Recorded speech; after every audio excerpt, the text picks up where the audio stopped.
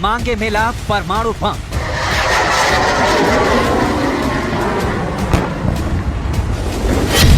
Zelensky की मुराद पूरी हो गई। बाइडेन ने अपना वादा पूरा किया। कीव में उतरेगा फाइटर जेट F-16। रूस की नाटो को धमकी। हालात बदले तो समाधान, परमाणु हथियार।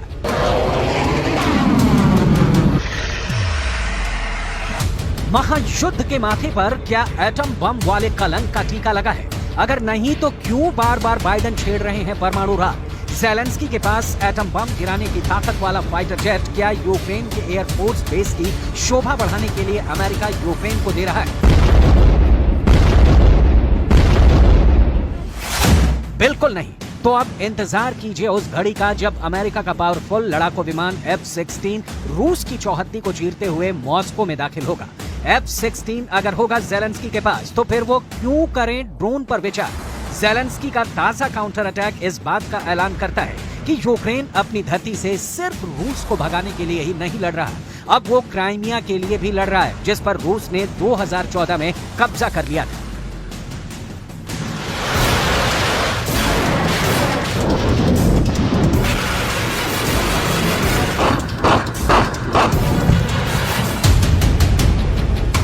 फाइटर जेट F-16 देने का अमेरिकी प्रशासन ने ऐलान कर दिया है। ये F-16 डेनमार्क और नीदरलैंड्स की ओर से यूक्रेन को भेजे जाएंगे।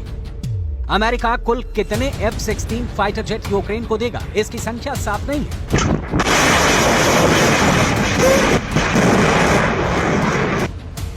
पश्चिमी मीडिया में छपी रिपोर्ट के मुताबिक इन खतरनाक फाइटर जेट विमानों को यूक्रेन भेजने का मकसद रूस की सेनाओं के खिलाफ जंग में यूक्रेन की हवाई सुरक्षा को मजबूत करना है।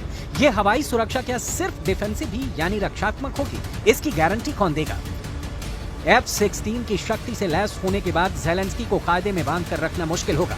ये खुद अमेरिका भी अब तक मानता आया था कि ज़ेलेंस्की के पास लॉन्ग रेंज के हथियार होने का मतलब है वो रूस के भीतर घुसकर हमला करेंगे। ना इस तरह के किसी हथियार को यूक्रेन को दिए जाने के पक्ष में है कि उसकी क्षमता रूस के भीतर घुसकर मार करने की हो, लेकिन ये अमेरिका है। वक्त के मुताबिक बात और जज्बात बदलने में वक्त कितना लगता है।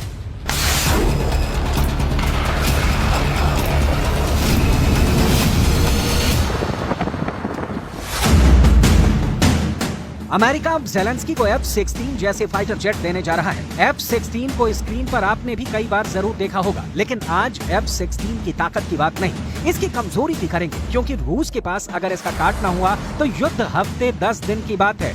F-16 यूक्रेन में लैंड होते ही सबसे पहले क्या होगा, इसे स्क्रीन पर समझिए। यूक्रेन में एयरफोर्स बेस पर F-16 लैंड करता है। उसे ऑर्डर होता है कि हमले के लिए मॉस्को कूच करना है। कीव से मॉस्को की हवाई दूरी 869.7 किलोमीटर है।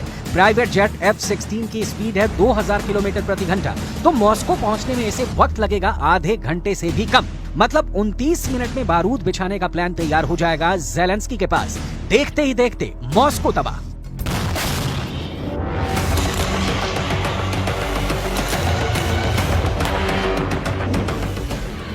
एक सवाल बहुत लाजमी है कि उस वक्त रूस का पावरफुल डिफेंस सिस्टम S-400 क्या कर रहा होगा।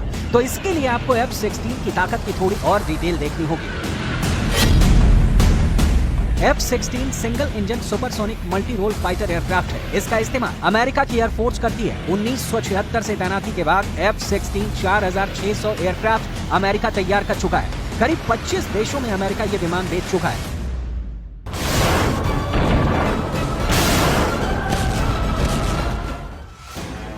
F-16 को अमेरिका हवा में अपना मुख्य हथियार मानता है, क्योंकि इसमें न्यूक्लियर वॉरहेड वाली मिसाइलें फिट हो सकती हैं। यही वजह है कि रूस मानकर चल रहा है कि अमेरिका यूक्रेन को परमाणु शक्ति से संपन्न बना रहा है।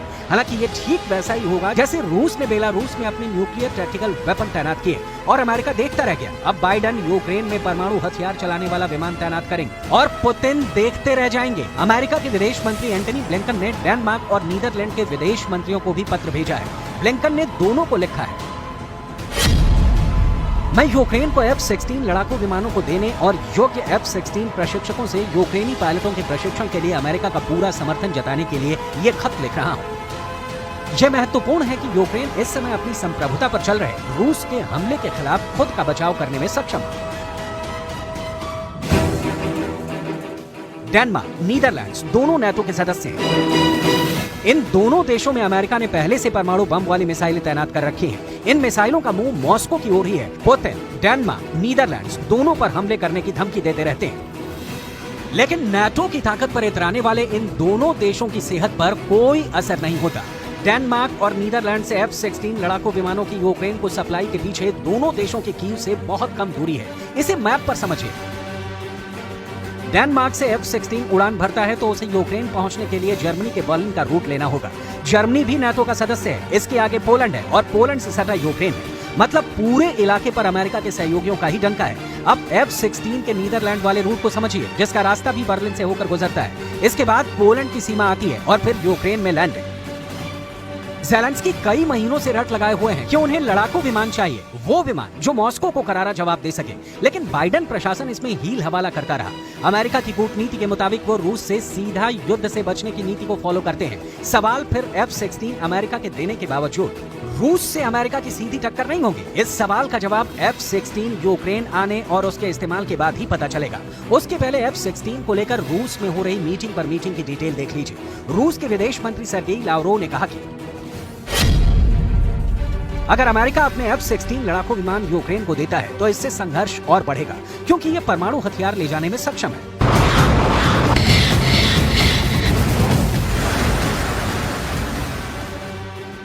एटम बम की धमकी की शुरुआत रूस ने ही की है। पुतिन के बेहद करीबी और पूर्व राष्ट्रपति दिमित्री मेदवेदेव तो कई बार ये कह चुके हैं कि हालात रूस के हाथ से निकलने की सूरत में उनके पास परमाणु बम गिराने का विकल्प खुला है। पुतिन कई बार कह चुके हैं कि नाटो की दखलंदाजी के चलते ही युद्ध लंबा खिंच रहा है। लिहाजा अब पुतिन क्या करेंगे जब ज़ेलेंस्की के पास परमाणु बम वाली मिसाइल होगी?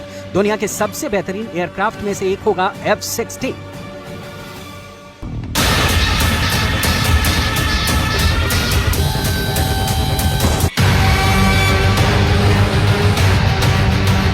कहा जा रहा है कि अमेरिका वाला F-16 युद्ध की दिशा और दशा दोनों बदल सकता है, लेकिन रूस का दावा है कि वो इसे कामयाब नहीं होने देगा। रूस के कहने के पीछे का आधार क्या है, ये आपको जरूर देखना चाहिए।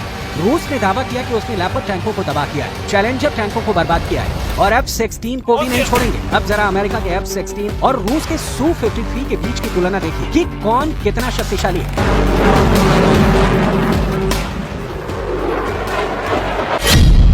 Su-35 single seat twin engine fighter jet है। F-16 सिंगल इंजन विमान है। Su-35 लड़ाकू विमान सुपरसोनिक स्पीड से लंबी दूरी तक उड़ान भरने में सक्षम है। F-16 भी सुपरसोनिक स्पीड से उड़ान भरता है। Su-35 एक चौथी जनरेशन का विमान है जो 5वीं पीढ़ी की लड़ाकू तकनीक का इस्तेमाल करता है। F-16 भी चौथी पीढ़ी का विमान है जिसमें मॉडर्न तकनीक लगी है। Su-35 advance electronic warfare system से भी लैस है।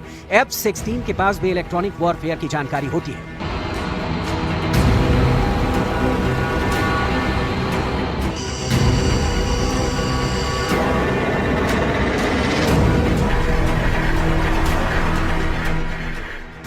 जब तक रूस अपने 5वीं पीढ़ी के स्टेल्थ फाइटर जेट के उत्पादन को शुरू नहीं कर देता, तब तक सुखोई Su-35S के रूस के सबसे प्रमुख लड़ाकू विमान के रूप में काम करने की उम्मीद की है।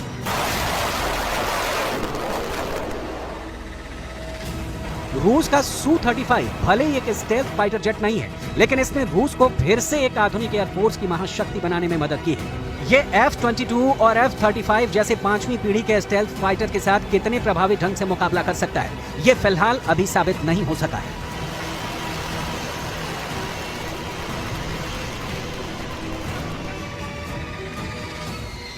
Su-35S कई मायनों में राफेल सहित दुनिया के सभी चौथी पीढ़ी के फाइटर जेट से मीलों आगे है। लिहाजा F-16 के यूक्रेन पहुंचने पर महायुद्ध का फैसला जमीन से आसमान में शिफ्ट हो जाएगा। F-16 की ताकत कितनी है, इसकी दुनिया दीवानी है। तुर्की के राष्ट्रपति ने जब अमेरिका से F-16 मांगा तो बाइडेन ने जवाब दिया कि राष्ट्रपति एर्दोआन खामोश हो गए। ये दिलचस्प किस्सा आपको भी जानना चाहिए।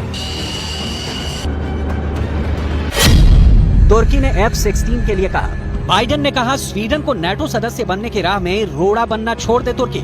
मतलब मैसेज लाउड एंड क्लियर कि अमेरिका अपनी शर्तों पर ही किसी देश को F-16 विमानों की सप्लाई करता है।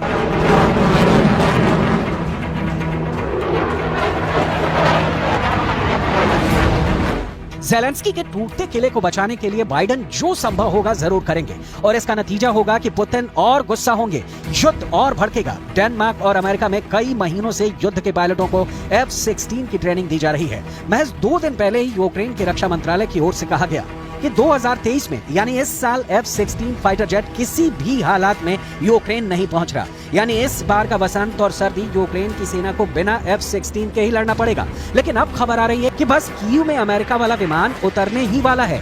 युद्ध के दौरान प्रोपेगेंडा के तहत भी कई बार खबरें फैलाई जाती हैं ताकि दुश्मन देश धोखा खा जाए, लेकिन पुतिन जैसे सिद्ध हस्त युद्ध के खिलाड़ी को चकमा देना बहुत मुश्किल है। पुतिन के दफ्तर तक वो फाइल पहुंच गई है जिस पर दस्तखत होते ही रूस F-16 से भिड़ने वाला अपना हथियार लॉन्च कर देगा। F-16 के आने का मतलब ये भी है कि युद्ध की उम्र घट गई।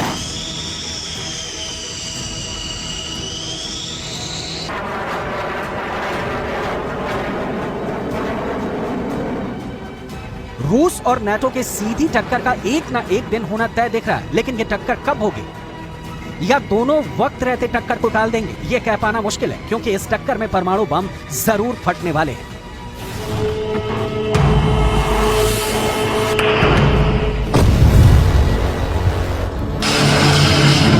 इस परमाणु युद्ध की सूरत में कितनी मौतें होंगी, कितने लोग जख्मी होंगे, बता पाना मुश्किल है।